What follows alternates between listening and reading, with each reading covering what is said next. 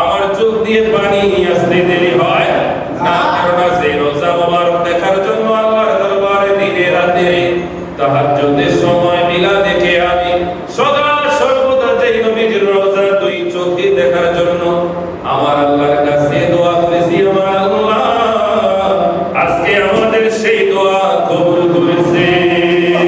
বলেন না সুবহানাল্লাহ।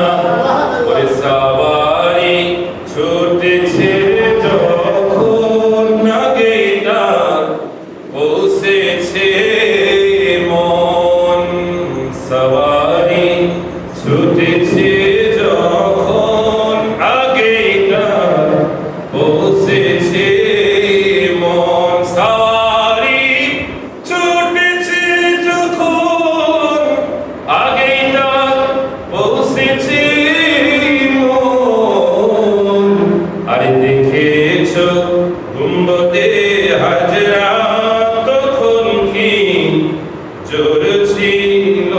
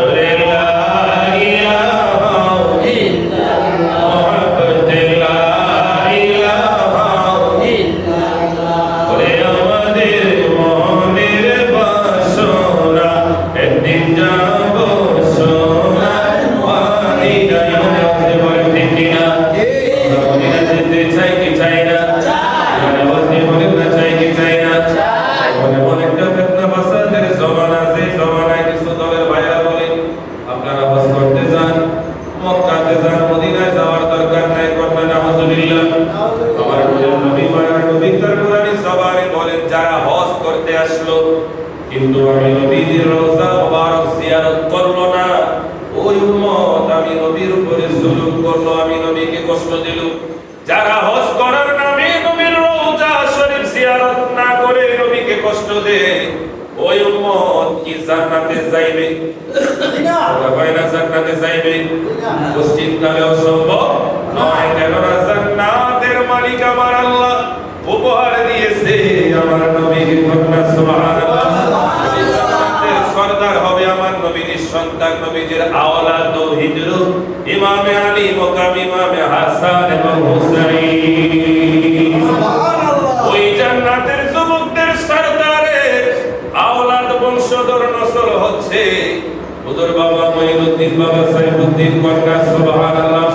আমাদের রাসূলের খানকা শরীফে যে আল্লাহ আমাদেরকে কবুল করেছেন, আমরা খুশি না বেজার? খুশি। মহব্বতে পড়তে পারবেন নি ইয়া রাসূলুল্লাহ? একটু মহব্বতে বলেন না ইয়া আল্লাহ। একটু সুন্দর সময় মহান আল্লাহ পাকের ইসমে জাতের জিকির করব। সকলেই কণ্ঠের আওয়াজকে বন্ধ করে দিবেন, একটা জবান বন্ধ রাখবেন না।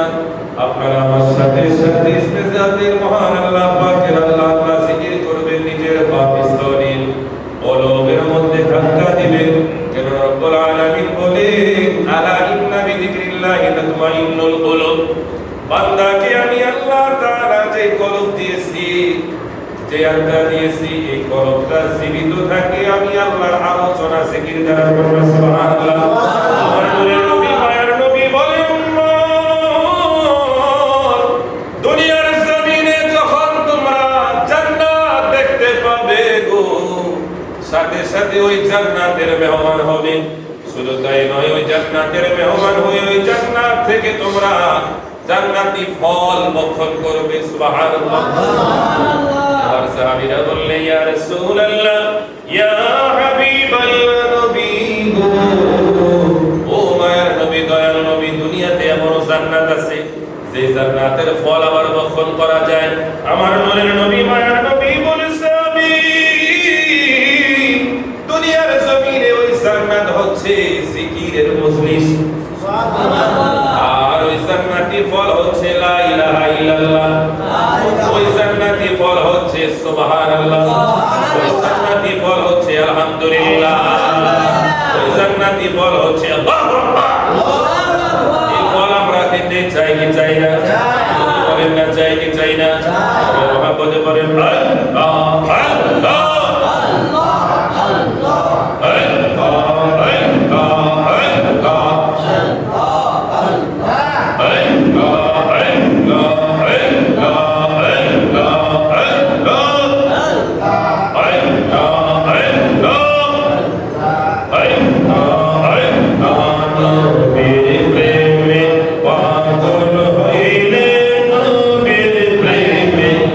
পাগল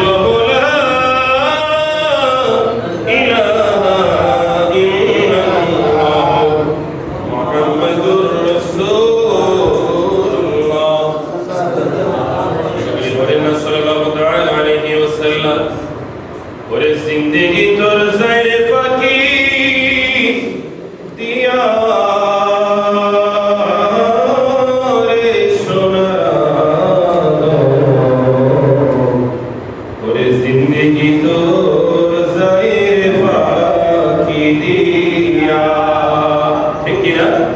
জিন্দেগি আমাদেরকে কিন্তু আসলে ফাঁকি দিতেছে। এই মায়ের কোলে আসলাম, আস্তে আস্তে আস্তে আস্তে এখন আমাদের বয়স 50 কাছাকাছি হয়ে যাচ্ছে। কথা বল ঠিক কি না? আপনারা অনেকেই আসলেন এই 60 70 80 হয়ে যাচ্ছে। কিভাবে সময় সময় কিভাবে জিন্দেগি আমাদেরকে ফাঁকি দিয়ে একদিন আমাদেরকে দুনিয়া থেকে কবরে নিয়ে যাবে। কথা বল ঠিক কি না? এজন্য শায়ের বলতেছে, ওরে জিন্দেগি তোর যায় ফাঁকি দিয়া রে সোনা, জিন্দেগি তোর যায় ফাঁকি দিয়া। ও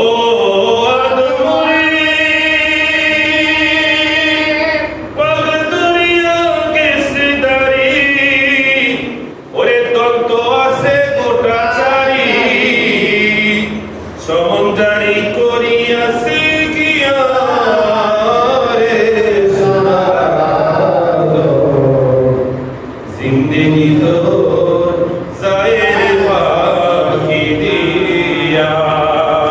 কথা বলে ঠিক কিনা? ও আদমরে ওরে কামিনীর ওই কুলিতে কাল ঘুমেতে রইলি তুই। কামিনী মানে হচ্ছে রাত্র। আমরা তো রাত্রি আসলে আমরা ঘুমের ঘরে যাই। কথা ঠিক কি না?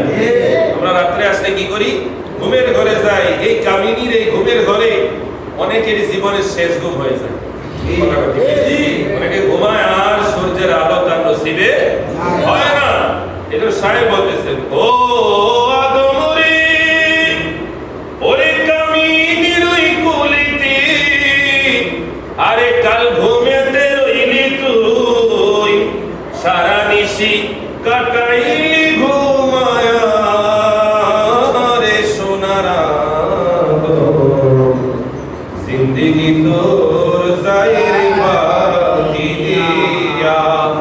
ওরে জিন্দেগি তোর যায় রে ফাঁকি দিয়া রে সোনারা,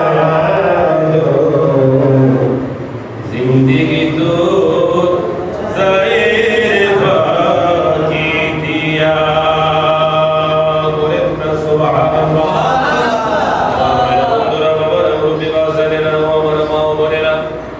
এই জমিনে আমরা একদিন ছিলাম, তথা আমাদের দাদার একদিন ছিল, আজকে তারা নাই। আজকে আমরা এই জমিনে আছি, একদিন আমরা থাকবো না। আমাদের সন্তানরা জমিনে আসবে, তারাও একদিন থাকবে না, এটাই চিরন্তন সত্য। কিন্তু এই জমিনে এসেছি একা, যাবো একা। এই যে মাঝখানে কোটায় জগৎরা হচ্ছে একটা ধোঁকা। জগৎরা কি? কথা বলে জগৎরা কি? রব্বুল আলামিনের জন্যই বলে ওয়াল্লাহ আসর, আল্লাহ সময়ের কসম খেয়ে বললেন, ও আমার বান্দা আমি আল্লাহ সময়ের কসম খেলাম। ইন্নাল ইনসানা লাফি খুসর, দুনিয়ার সমস্ত মানুষগুলো ক্ষতির মধ্যে রয়েছে। ঘোষণা কার? আল্লাহ। মানে কথা কয় না ঘোষণা কার? আমরা ক্ষতির মধ্যে আছি, আমার আল্লাহ ঘোষণা দিলেন। তাইলে কি আমরা সবাই ক্ষতির মধ্যে? যদি ক্ষতির মধ্যে থাকি, ইমানদার কারা, মুনাফিক কারা, বেঈমান কারা হবে, জান্নাতি কারা হবে, জাহান্নামী কারা হবে? আমার আল্লাহ বললেন, বান্দা একটু সামনের দিকে যা, কন্যা সুবহানাল্লাহ। রব্বুল আলামিন বললেন, ইল্লাল্লাযীনা আমানু, যারা ঈমান আনে। কি আনে? ঈমান আনে। ঈমান আনলেওয়ালা ব্যক্তি দুনিয়ার ক্ষতি থেকে, দুনিয়ার ফাহিশা থেকে, দুনিয়ার ধোঁকা থেকে আমার আল্লাহ তাআলা তাকে বাঁচিয়ে দেয়। কন্যা সুবহানাল্লাহ। ইল্লাল্লাযীনা আমানু ওয়া আমিলুস সালিহাত, এবং যারা নেক কাজ করে। কি কাজ করে? নেক কাজ মানে ভালো কাজ। নেক কাজ মানে কি কাজ? ভালো কাজ। এই যে আমরা আজকে খানকা শরীফে মাহফিলে আসলাম, এটা ভালো কাজ না খারাপ কাজ? এই যে আমার নবীর শানে দুরূদ ও সালাম বললাম, ভালো কাজ না খারাপ কাজ? আল্লাহ পাকের জিকির করলাম, ভালো কাজ না খারাপ কাজ? আপনারা যখন নেক এমন অবস্থায় জমিন থেকে বিদায় নেয়, আমার নূরের নবী, মায়ার নবী, তার নূরানি জবান মোবারকে বলে, ওই বান্দা শাহাদাতের মর্যাদা নিয়ে হাসরের ময়দানে উঠবে। আমরা খুশি না বেজা? করে তার হিসাবটা আমার আল্লাহ সহজ করে দেন। কথা সুবহানাল্লাহ। শুধু তাই নয়, রব্বুল আলামিন বললেন ইল্লাল্লাযীনা আমানু ওয়া আমিলুস সলিহাতি ওয়া তাওয়াসাউ বিল হাক্কি, যারা সদা সর্বদা সত্য কথা বলে, সত্যের পথে থাকে, ওয়া তাওয়াসাউ বিস সবর, এবং সব সময় ধৈর্য ধারণ করে। কন্যা সুবহানাল্লাহ। তো এই আয়াতের আলোকে চার শ্রেণী বান্দা ছাড়া সবাই ক্ষতির মধ্যে নিমজ্জিত। কয় শ্রেণী? এক নাম্বার হচ্ছে যারা ঈমানদার। খেয়াল করেন, এক নাম্বার কি? সবাই বলেন না, পিছন থেকে বলেন। এক নাম্বার কি? ঈমানদার। দুই নাম্বার যারা নেক আমল করে, সোহেলকে আমার দিকে তাকান। দুই নাম্বার কি? নেক আমল করে। তিন নাম্বার কি? যারা সত্য কথা বলে সত্যের পথে থাকে। কন্যা সুবহানাল্লাহ। আহলে সুন্নাত ওয়াল জামাতের অনুসারী যারা, পীর মুরিদ যারা, আউলিয়া কেরাম যারা, অনুসারী যারা, আশেক যারা, তারা ফাঁসির মঞ্চে দাঁড়িয়ে সব সময় সত্য কথা বলে। কথা বলে ঠিক কিনা? এটার প্রমাণ আজকে আপনাদেরকে বাস্তব একটা কথা বলি। আজকে নারায়ণগঞ্জের প্রাণ গ্রুপের যিনি মালিক বাবুল সাহেব, তিনি নারায়ণগঞ্জে, তিনি বাংলাদেশ জাতীয়তাবাদী বিএনপি নারায়ণগঞ্জ 5 আসনের হয়ে তিনি এমপি ইলেকশন করবেন। এই মনোনয়নের জন্য তিনি সকল আলেম ওলামাদেরকে দাওয়াত করলেন। এই জায়গায় কওমি আছে, তারপর আলিয়া আছে, সুন্নি আছে, ওহাবি আছে, বর্তমানে জামাত ইসলাম আছে, সরমনাই আছে, সকল দলের জগৎবাণী শক্ত আলেম ওলামা ওই জায়গায় উপস্থিত।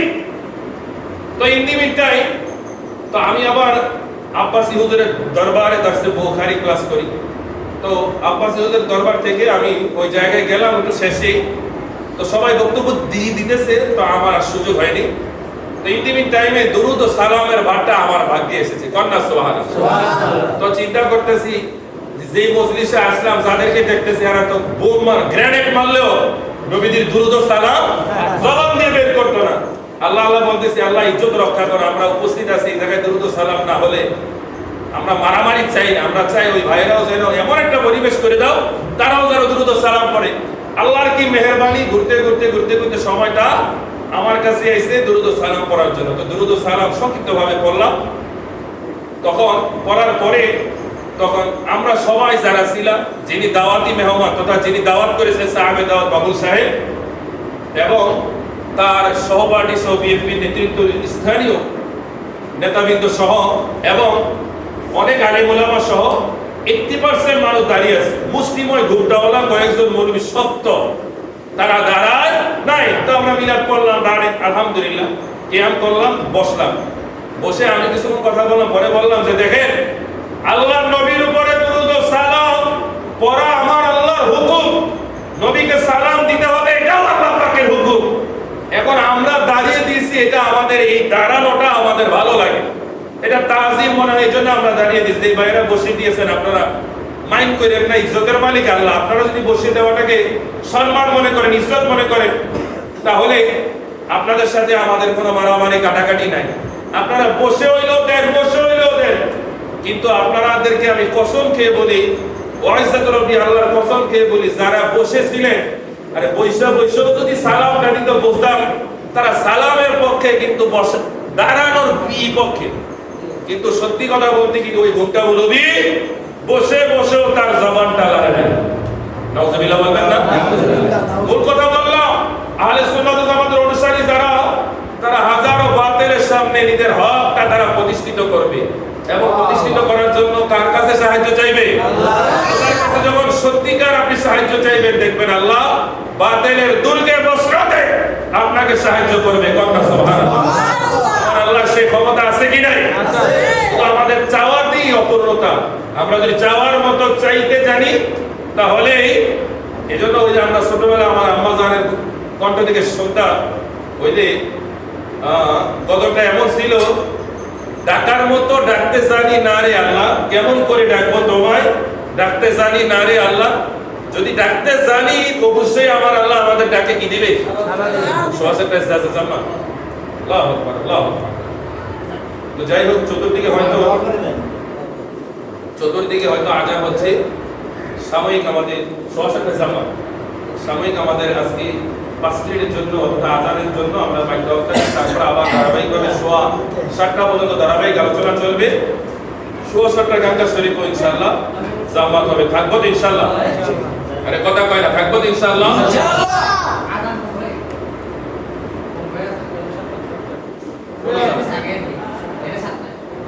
যেন যা তাই দাও না, ইমেল আদান দাও।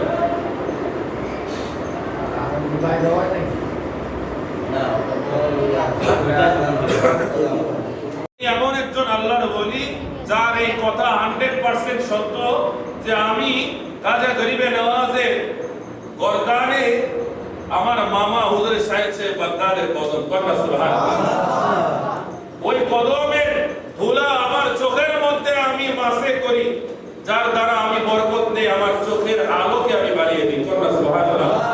হুজুর খাজা গরিবে নওয়াজের বক্তব্য আর হুজুর সাহেব সে বাগদাদ তিনি বলতেছেন গোটা পৃথিবীর সকল আউলিয়া কেরামের গর্দানে আমার কদম আর আমার গর্দানে আমার কামলিওয়ালা নবীজির কদম কন্যা সুবহানাল্লাহ।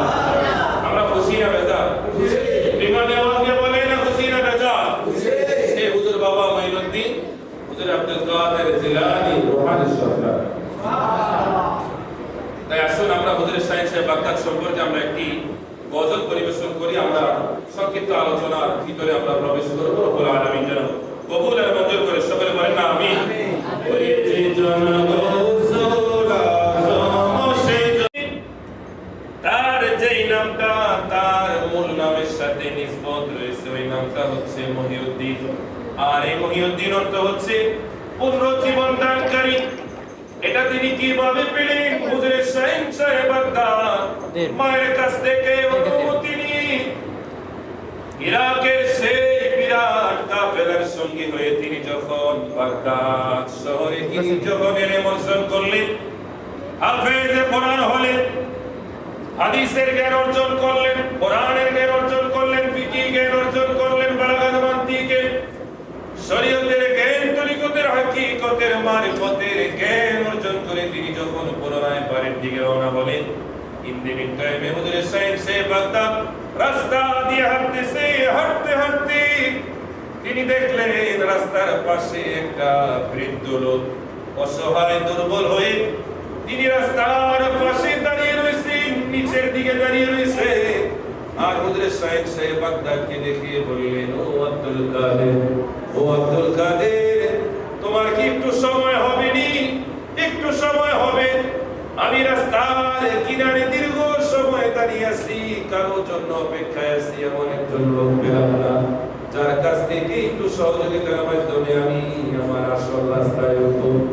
তোমার জন্য মনে হয় আমি অপেক্ষায় ছিলাম, তোমাকে পেলাম, তুমি আমাকে সাহায্য করো, আমাকে রাস্তায় তুলে নাও। হুজুর সাহেব বাগদাদ ওই মুরব্বিকে দেখে মায়া হলো, দয়া হলো, মনে হয় তার চোখ বেয়ে পানি এসে গেল। ইন্দিমিনটায় হুজুর সাহেব বাগদাদ তাকে নিচ থেকে তুলে রাস্তার মধ্যে তাকে তুলে দিলেন। এবার হুজুর সাহেব বাগদাদকে ওই মুরব্বি বললেন, ও আব্দুল কাদের, তুমি কি আমাকে চিনতে পেরেছো? হুজুর আব্দুল কাদের জিলানী বলে, আপনি তো বয়োজ্যেষ্ঠ একজন মানুষ, এটাই তো আপনার পরিচয়, কিন্তু আপনার নাম ঠিকানা তো আমি জানি না। আপনার নাম ঠিকানা আপনি আমাকে না বললে আমি কিভাবে জানবো? এবার হুজুর সাহেব বাগদাদকে ওই মুরব্বি বললেন, হে আব্দুল কাদের, আমি হচ্ছি আল্লাহর নবীর ইসলাম। বলে বলুন সুবহানাল্লাহ। আমি হচ্ছি ইসলাম। বর্তমানে এই দুনিয়ার মানুষের কুসংস্কারে, মানুষের ধোঁকায়, ফিতনা ফাসাদের মধ্য দিয়ে আমি ইসলামটা দিন দিন ধ্বংস হয়ে যাচ্ছি, দুর্বল হয়ে গেছি। যদি এভাবে চলতে থাকে আমি মদিনার দিকে ফিরে যাব, কিয়ামত হয়ে যাবে। হে আব্দুল কাদের, আজকে তুমি আমাকে নতুন করে পুনরায় জীবন দিলে, আমি ইসলামকে চাঙ্গা করলে, আমি বুঝতে পেরেছি তোমার বদৌলতে রব্বুল আলামিন তার হাবিবের এই দ্বীন ইসলাম কিয়ামত পর্যন্ত জিন্দা রাখবে। এই হুজুর সাহেব বাগদাদ এই যে ইসলামকে পুনর্জীবন দান করলেন, এজন্য তার নাম হলো মহিউদ্দিন। কি নাম? জোরে বলেন না কি? মহিউদ্দিন। আর তার বাগিনা আমাদের হুজুরের খাজা গরিবে নওয়াজ, খাজা গরিবে নওয়াজ মঈনুদ্দিন চিশতি আজমেরি, তার নাম মঈনুদ্দিন। মঈনুদ্দিন মানে সাহায্য করনে वाला। আর আব্দুল কাদের মানে মহিউদ্দিন, যিনি ইসলামকে জীবন দান করেছেন, আর মঈনুদ্দিন যিনি ইসলামকে সাহায্য করেছেন। মহিউদ্দিন মানে পুনর্জীবন দানকারী, আর মঈনুদ্দিন মানে হচ্ছে সাহায্য করনে वाला। কন্যা সুবহানাল্লাহ। এই যেমন হুজুরে বাবা মঈনুদ্দিন যদি এই ভবের চরে জমিনে না আসতেন, তাইলে আপনাদের এই খানকা শরীফ হতো? একটু কথা বলতে হবে, হতো? কখনো হতো না, কখনো হতো না। এখন বলতে পারেন যে হুজুর মঈন বাবা এই ভবের চরে জমিনে আসার কারণে আমাদের কি ফায়দা হইলো, যে আপনারা মুহররম মাসে ইমামে হোসাইনের আলোচনা করার সুযোগ পেলেন, রবিউল আউয়াল মাসে মিলাদুন নবী করার সুযোগ পেলেন। খুশি না বেজা? তোরে বলেন না খুশি না বেজা? মেরাজুন নবীর মাসে, রজব মাসে মেরাজ শরীফ পালন করার সুযোগ পেলেন, এবং শাবানের 14 তারিখ দিবাগত রজনীতে শবে বরাতের মতো একটি গুরুত্বপূর্ণ ইবাদত পালন করার সুযোগ পেলেন, এবং ঈদে মাসিক গিয়ারবে শরীফ, এটা আমাদের সিলসিলা শ্রীকুটে শাইখ সাহেব শ্রীকুটের দরবারে রয়েছে, যেটা ভবেরচর কাদেরিয়া মাদ্রাসায় হয়। কথা ঠিক কিনা? ভবেরচর কাদেরিয়া মাদ্রাসায় মাসিক গিয়ারবে শরীফ হয় না? কথা হয় না? হয় না? মাইজবান্ডার দরবারেও কিন্তু মাসিক গিয়ারবে শরীফের মাহফিল হয়। কথা ঠিক কিনা? কেন? কারণ এগুলো হচ্ছে কাদেরিয়া তরিকার সিলসিলা। কাদেরিয়া সিলসিলা অনুসারী যারা, হুজুরে শাইখ সাহেব বাগদাদের অনুসারী যারা, হুজুরে আব্দুল কাদের জিলানী, আমরা তো মিলাদুন নবী বছরে একদিন পালন করি, কিন্তু হুজুরে আব্দুল কাদের জিলানী বছরে 12 মাস তিনি মিলাদুন নবী পালন করতেন। কন্যা সুবহানাল্লাহ। তার জমানায় তিনি 12 শরীফ করতেন। আমার নবীর আগমনের দিনে 12 তারিখের দিনে তিনি ওই জমানার শ্রেষ্ঠ গাউস ও কুতুবদেরকে নিয়ে তিনি মিলাদ মাহফিল, তিনি তাসবিহ তাহলিল করতেন। একদিন করতে করতে করতে করতে জীবনের একটি সময় হুজুরে শাইখ সাহেব বাগদাদের স্বপ্নের বাসর করে আমার নূরের নবীজি হাজির হয়ে গেলেন। আল্লাহর নবী, দুল জাহানের বাদশা নবী মুহাম্মদুর রাসূলুল্লাহ সাল্লাল্লাহু আলাইহি ওয়াসাল্লাম নবীজি হুজুরে শাইখ সাহেব বাগদাদের স্বপ্নের করে হাজির হয়ে বললেন, হে আব্দুল কাদের, আমি নবীজি, তুমি যে আমার উপরে প্রত্যেক মাসে 12 শরীফ করো, এজন্য আমি নবীজি তোমার উপরে খুশি হয়েছি, রাজি হয়েছি। আব্দুল কাদের, যাও যাও যাও যাও, তুমি আমি নবীজির আগমনের দিনকে সম্মান করে মিলাদ মাহফিল, জিকিরের মাহফিল, তাসবিহের মাহফিল করো। যাও যাও যাও, আজ থেকে আমি নবীজি তোমাকে উপহার দিয়ে দিলাম এমন একটা মাহফিল, কিয়ামত পর্যন্ত তোমার অনুসারী যারা আসবে তারা যেন প্রত্যেক মাসে তোমাকে স্মরণ করে 11 শরীফ আদায় করে দেয়।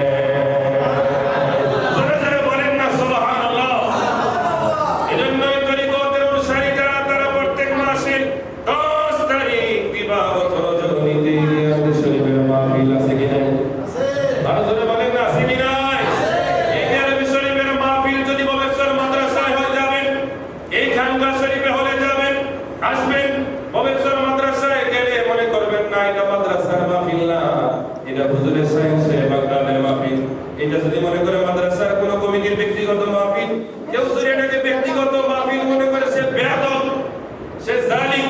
আর এটা কারো ব্যক্তিগত মাহফিল নয়, এটা তরিকতের সকলের মাহফিল। কথা বলতে কিনা? এই সমস্ত মাহফিলে যারা আসবে তাদের সাথে ভালো ব্যবহার দরকার আছে কিনা?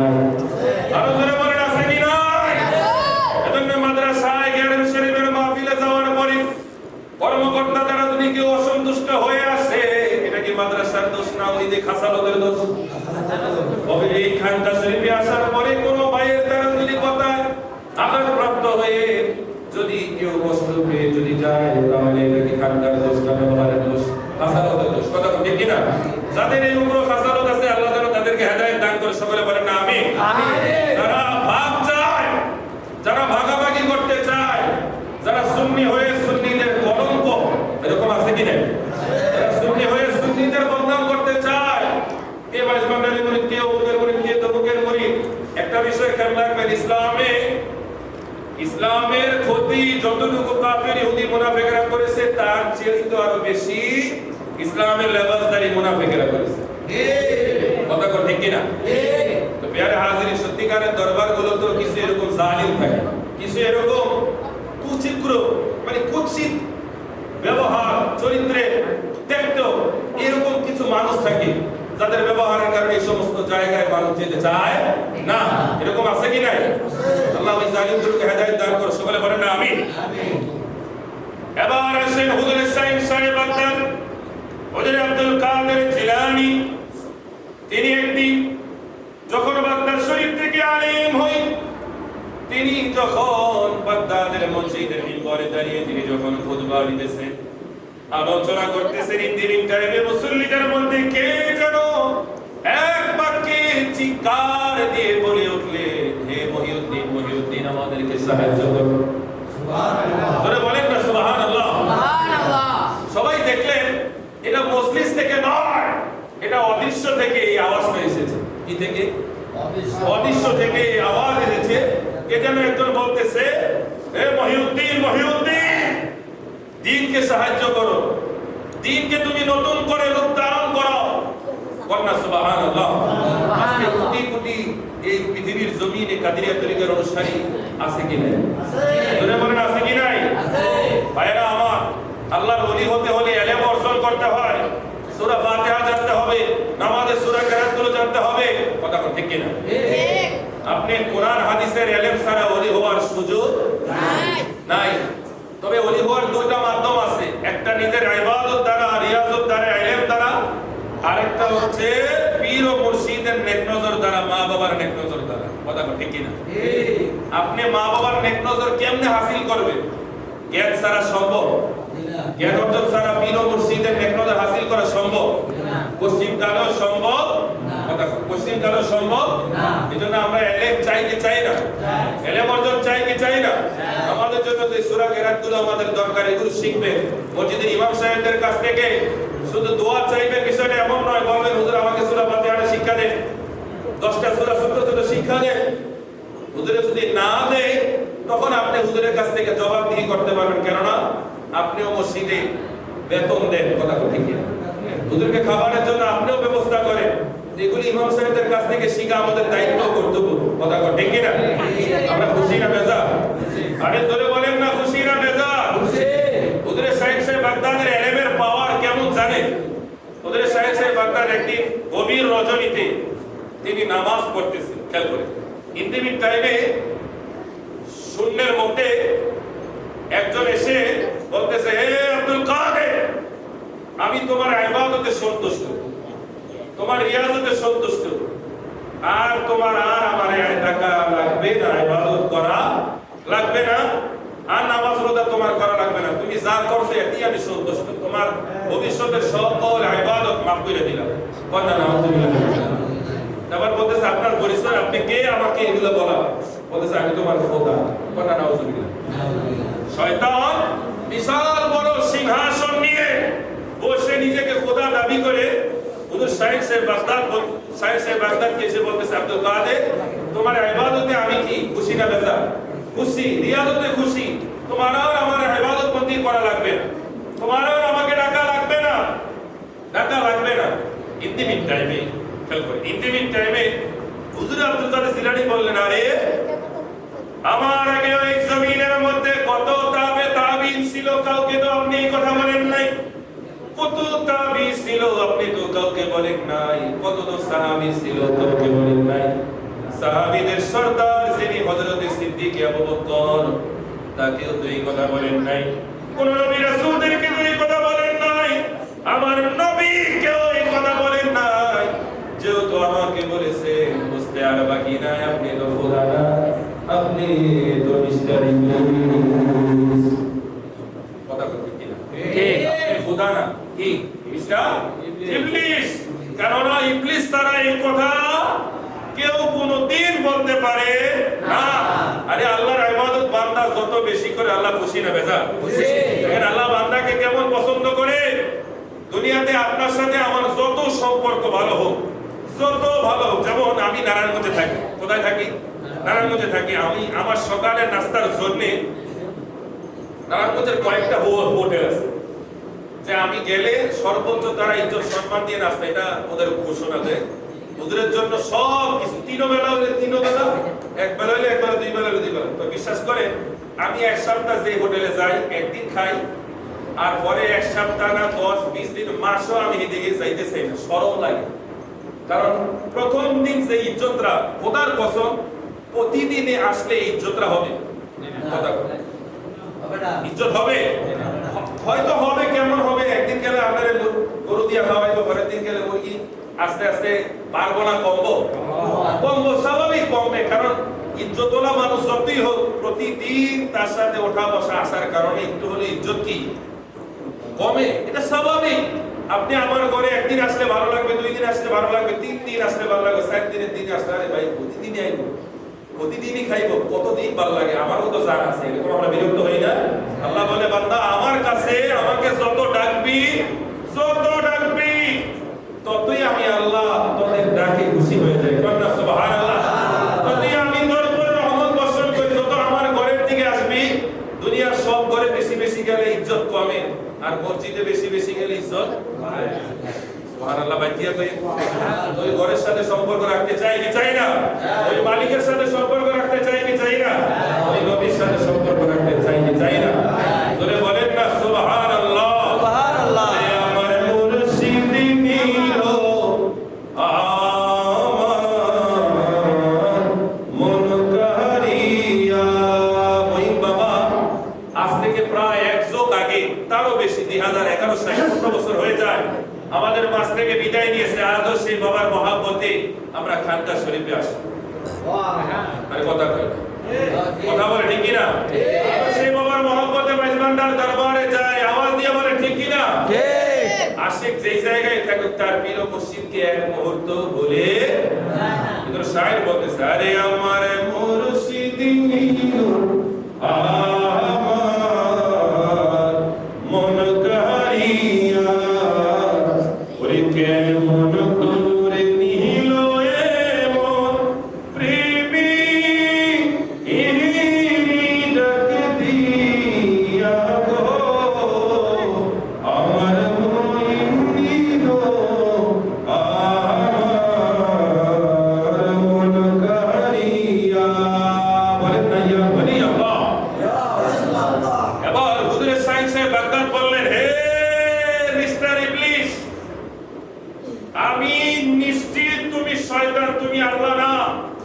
এবার শয়তান বললে, এতবার ধোঁকা দেওয়ার চেষ্টা করলাম, তারপরও আব্দুল কাদের জিলানী আমার আসলটা বের করে লাইলো। শয়তান বলতেছে, আব্দুল কাদের আজকে তোর এলেম তোকে বাঁচিয়েছে, তোর এলেম তোকে বাঁচিয়েছে। যদি তোর এলেম না থাকতো তাহলে তুই কোনোদিন আমাকে ধরতে পারলি না রে। হুজুরে সাইয়েন্সে বাগদাদ বললেন, হে শয়তান, এলেম যদি দুনিয়ার জমিনে কোন মাখলুকাতকে যদি বাঁচাতে পারতো, সর্বপ্রথম তোরে বাঁচাইতো, সর্বপ্রথম তোরে বাঁচাইতো। শয়তানের আগের নাম ছিল কি? আযাজিল ফেরেশতা, যার এলেমের কোনো অভাব নাই। একটু কথা বলতে হবে, এলেমের কোনো অভাব নাই, আমলের কোনো অভাব নাই। গাঁটি বড়া কত 3 দিন 40 দিন লাগবে, হাজার হাজার 40 এক লগে করলো তার সমান হবে না? আর কথা বল, হবে না? হবে না, হবে না, হবে না। সেই আব্দুল কাদের জিলানী বললেন, তোর আমার চাইতে এলেম কম ছিল না, আমলও কম ছিল না, তোর এলেম তোকে বাঁচাতে পারে নাই। কেননা তোর এলেমের মধ্যে কি ছিল? অহংকার ছিল। অনেক এলেম মানুষকে অহংকারী করে তোলে, কথা বল ঠিক কিনা? অনেক শিক্ষা মানুষকে অহংকারী করে তোলে, টাকাপুরি করে তোলে। অনেক টাকা মানুষকে অমানুষ করে তোলে। অনেক ক্ষমতা মানুষ থেকে জানোয়ারে পরিণত করে, কথা বল ঠিক কিনা? ক্ষমতা পাওয়ার আগে একরকম, পাইলে আরেক রকম। টাকা নাই একরকম, টাকা হইলে আরেক রকম। এরকম আছে কি নাই? আছে। বলেন না আছে কি নাই? অনেক আছে, আছে রে ভাই, আছে, অনেক আছে, কথা বল ঠিক কিনা? তখন হুজুর সাইয়েন্সে বাগদাদ বলেছিলেন, আমার এলেম আমাকে বাঁচায় নাই, আমার আল্লাহ ও তার রাসূলের মহব্বত আমাকে বাঁচায়। সুবহানাল্লাহ। এই আল্লাহ তার রাসূলের মহব্বত আমাদের অন্তরে থাকুক, আমরা চাই কি চাই না? মানে হুজুর সাইয়েন্সে বাগদাদের কেমন ইলম জানতে চান? হুজুর সাইয়েন্সে বাগদাদের ইলমটা এমন, তার জামানায় একজন নাস্তিক ছিল, যে শুধু নাস্তিক নয়, কাফের। ওই নাস্তিক সকলের কাছে ঢোল পিটাইতো আর বলতো যে আমার 3টা প্রশ্ন যদি ইসলামের কোন একজন পণ্ডিত যদি দিতে পারে আমি ইসলামের মধ্যে দীক্ষিত হয়ে যাব, আমি ইসলাম ধর্ম গ্রহণ করব। তো ওই জমানায় এই 3টা প্রশ্নের উত্তর দেওয়ার মতন কোন ইসলামিক ওরকম পণ্ডিত ছিল না। ইন দি মিন টাইমে হুজুর শাইখ সাহেব বাগদাদের কাছে একজন মুরিদ গিয়ে এই কথা সংবাদ জানালেন যে হুজুর এমন এমন একজন কাফের নাস্তিক রয়েছে যে আমাদের ধর্ম নিয়ে যা খুশি তা উপহাস করে, তিরস্কার করে, এবং সে বলে আমার 3টা প্রশ্নের উত্তর যদি আমি পাই আমি নাস্তিক থেকে আস্তিক হব, কাফের থেকে মুসলমান হব। তো হুজুর শাইখ সাহেব বাগদাদ বলেন তাই নাকি, তাহলে তাকে আমার কাছে একটু নিয়ে আসো, আমার সালামটা তাকে দাও, সে যেন আমার কাছে আসে। যদি আসে তাহলে তো আলহামদুলিল্লাহ, না আসলে তাকে বলো যে আমি তার সাথে দেখা করতে চাই, কোথায় দেখা করব সে যেন সেই জায়গা টাইমটা যেন বলে দেয়। কথা সুবহানাল্লাহ। আপনারা বলেন হুজুরে কাউসে পাক ওই নাস্তিকের সাথে পারবে কি পারবে না? আপনাদের মনে হয় পারবে? এবার দেখি ঘটনাটা কি, আমরা শুনতে চাই কি চাই না? মনোযোগ আছে? মনোযোগ আছে? এবার হুজুরের শাইখ সাহেব বাগদাদ তিনি যখন ওই নাস্তিকের কাছে প্রস্তাব পাঠাবেন, নাস্তিক বললেন ঠিক আছে, ওনার আসার দরকার নাই, আমি জানি উনিও ওনার বড়টা পারতো না, তাহলে আমি যাব। তো হুজুরের শাইখ সাহেব বাগদাদ তিনি তার ছাত্রদেরকে নিয়ে ভরা মজলিসে তিনি হাজার হাজার মানুষদের সামনে তিনি নসিহত করতেছেন, ক্লাস করাচ্ছেন।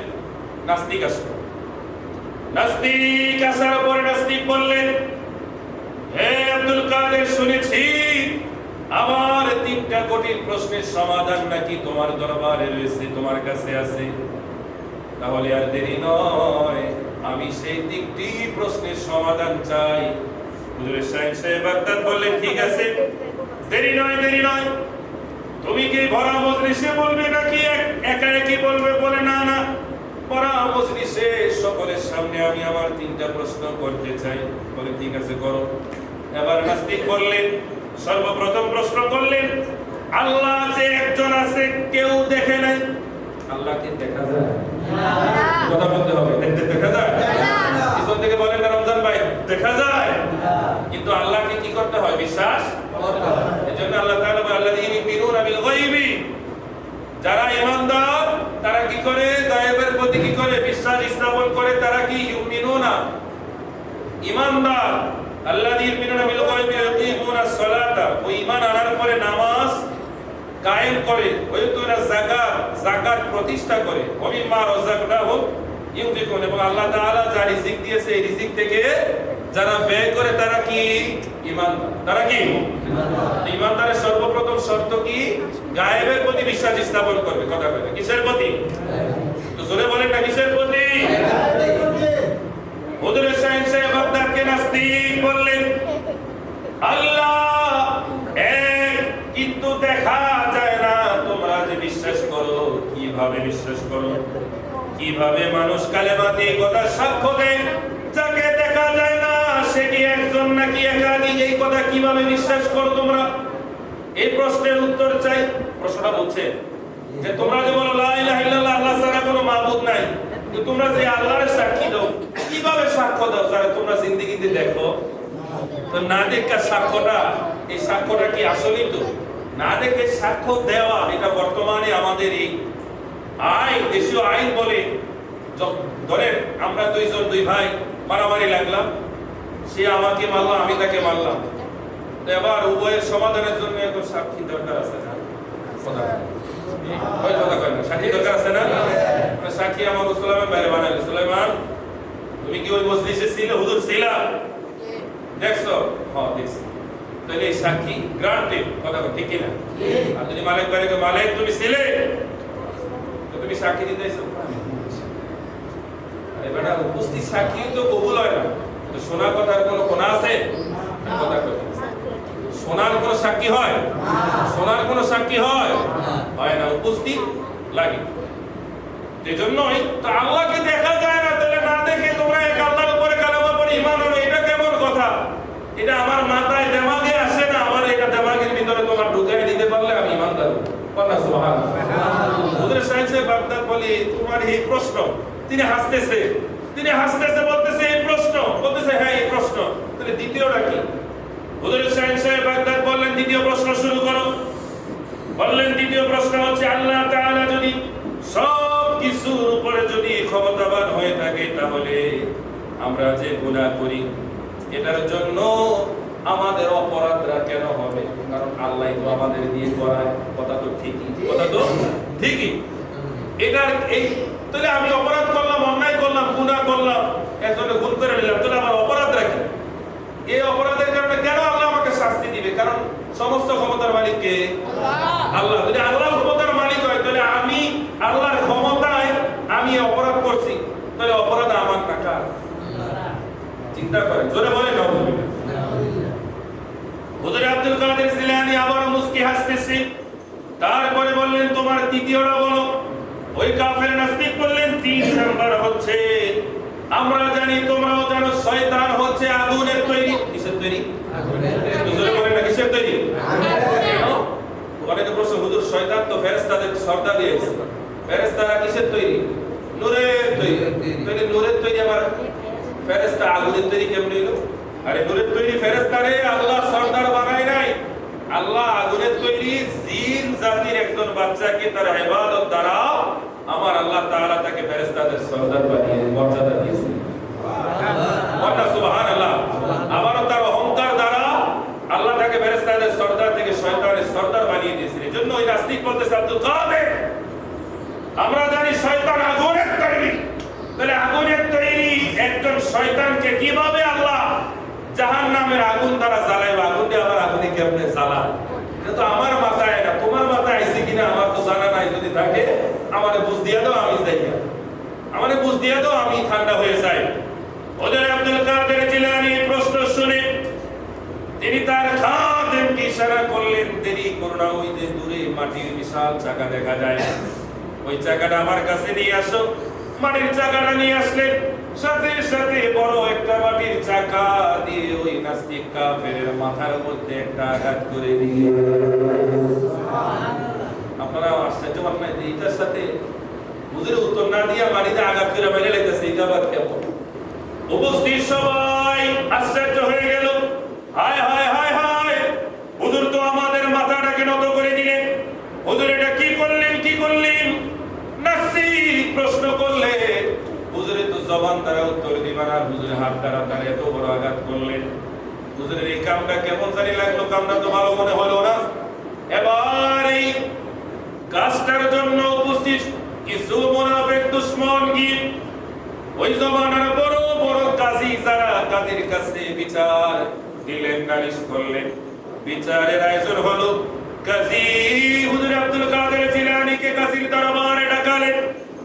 ডেকে বলতেছে, হে আব্দুল কাদের, তুমি তো জমানার সবচাইতে বড় কুতুব গাউস, জমানার সবচাইতে বড় আল্লাহর বন্ধু পীর, তোমাকে তো সবাই মানে, সবাই তোমাকে এক বাক্যে শ্রদ্ধা করে, তোমার বিষয়ে কারো কোনো শয়তানি নাই, দ্বিমত নাই। অথচ তোমার মতো একজন মানুষের কাছে একজন নাস্তিক প্রশ্ন জানতেই পারে, তুমি উত্তর না দিয়ে মাথা তাকে পাঠিয়ে দিলে, আঘাত করলে, তোমার এই কাজটা তুমি কি ভালো কাজ করলে? বললেন, হে কাজী সাহেব, আমি তো কোনো অন্যায় কাজ করি নাই, খারাপ কিছু করি নাই, সে প্রশ্ন করছে আমি উত্তর দিয়ে দিছি। সুবহানাল্লাহ, সুবহানাল্লাহ। আমি তো কোনো অন্যায় অপরাধ করি নাই। নাস্তিক প্রশ্ন করছে, আমি নাস্তিকের প্রশ্নের কি করছি? একটু কথা কই, নাস্তিকের প্রশ্নের কি করলাম? উত্তর দিয়েছি। আমি দোষটা, আরে বড় উত্তর দেই তো জবানে। আর আপনি বড় মানে সাকাতে আঘাত করে আপনি উত্তর দিলেন, এটা কি আপনি বললে আমরা মানবো? বলতেছে মানবেন না কেন? মানবেন না কেন? শুধু আপনারা মাটির চাকাটাই দেখলেন, এটার ভিতরে রহস্যটা দেখলেন না? বলেন সুবহানাল্লাহ। কি রহস্য? হুজুর আব্দুল কাদের জিলানী বললেন, হে কাজীরা শোনো, হে উপস্থিত সকল মানুষ শোনো। নাস্তিক প্রশ্ন করলেন যে আমরা যে কালেমাতে লা ইলাহা ইল্লাল্লাহ বলে আল্লাহকে আল্লাহ বলে যে সাক্ষী দেই, যে আল্লাহকে না দেখে এক আল্লাহ বলে সাক্ষী দেই, এটা কি করে দেই? এটাই যদি তার প্রশ্ন হয়ে থাকে, আমার উত্তর ছিল আমি যে মাটি দ্বারা তাকে আঘাত করলাম, কোথায় আঘাত করেছি? এবার সেই আঘাতপ্রাপ্ত নাস্তিক বলতেছে, আপনি প্রকাশ্য দিবালোকে আমার মাথায় আঘাত করেছেন, তো মাথায় আঘাত করলে সমস্যা কি? কি কোন মাথায় আঘাত করলে সমস্যা না? আমার মাথায় কি ব্যথা হয় না? এখনো ব্যথায় আমার মাথা টনটন করতেছি, আমি ব্যথায় এখনো জর্জরিত মনে হয়, আমি মাথা ভেঙে যাচ্ছে, আমি মাথা নাড়াতে পারতেছি না। হুজুর সাহেব বাগদাদ বললেন, তোমার মাথা তো দেখতে বালাই দেখা যায় না, ব্যথা কই? কই ব্যথা বিতে? কই কো আমরা তো দেখি না। কই ব্যথা কি দেখা যায়নি? কই ব্যথা দেখা যায় না, কিন্তু ব্যথা যে আছে এটা অনুভব করা যায়। ঠিক তেমনি আমার আল্লাহকে দেখা যায় না, কিন্তু আমার আল্লাহ আছে, এটা আমরা বান্দা অনুভব করতে পারি। প্রশ্নের উত্তর হয়েছে কি হয়নি? কথা কয় না, হয় নাই? যে মাথা ব্যথা আছে কিন্তু ব্যথা দেখা যায় না। ইলিশ মাছ কিনছি, ইলিশ মাছের গ্রাম আসতেছে, এই যে গ্রামটা যে আসতেছে, গ্রামটা কি দেখা যায়? এই যে গ্রামটা দরজা দিয়ে আমাদের দেখা যায়? দেখা যায় না। ইলিশ মাছ মুখে দিলাম, আরে কেমনে বাজি করলাম, ওই স্বাদ তো নাই। আরে কোন কারের ইলিশ? পদ্মার ইলিশ না স্বাদ? দুইটা ইলিশ দিলে কই লেগে স্বাদ নাই, পদ্মা হলে স্বাদ থাকতো, এরকম আছে কি নাই? ইলিশ মাছ আছে, স্বাদ কইলে স্বাদ নাই, কেমনে বুঝলা? স্বাদ কি দেখা যায়?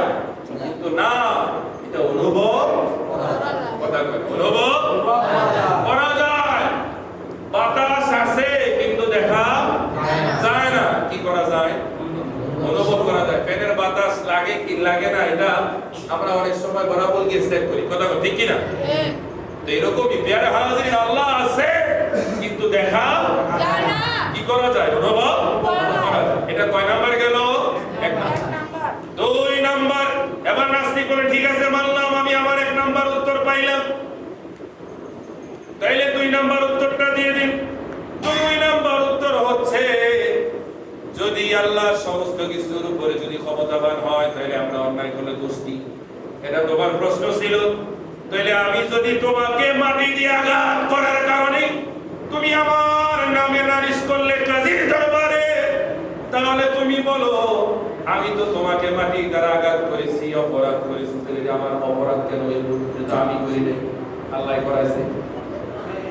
কথা কয়, এটা কি আমি করাইছি না আল্লাহ করাইছে? তাহলে আমার অপরাধটা কি? আমার নামে কেন বিচার সালিশ বসালে? এবার কাজী কইতেছে আসলে কথা তো ঠিক, কথা কি ঠিক না বেঠিক? কথা ঠিক না?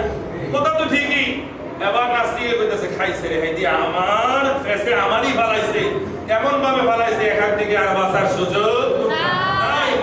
এবার নাস্তিক যদি বলে তোমার অপরাধ, তাহলে নাস্তিকের প্রশ্নের উত্তর হয়ে গেল, কথা ঠিক কি না? আর নাস্তিক যদি বলে না তোমার অপরাধ হয় নাই, তাহলে নাস্তিক হার মেনে গেল। নাস্তিক বলতেছে হ্যাঁ, এটা কি কোনো ভালো মানুষের কাম? এটা কি কোনো ভালো মানুষের কাম? তুমি তো জমানার একজন আল্লাহর ওয়ালি, তুমি কি করে প্রকাশ্য দিবালোকে আমাকে মাটি দিয়ে তুমি আঘাত করলে?